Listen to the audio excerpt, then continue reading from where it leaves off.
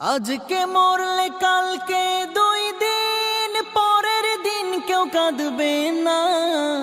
যাদের জন্য করলা কামাই মরলে তারা চিনবে না।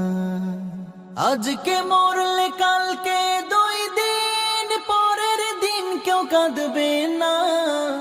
যাদের জন্য করলা কামাই মরলে তারা চিনবে না। থাকতে সময় করো আমল, ঈমান করো খাঁটি। থাকতে সময় করো আমল, ঈমান করো খাঁটি।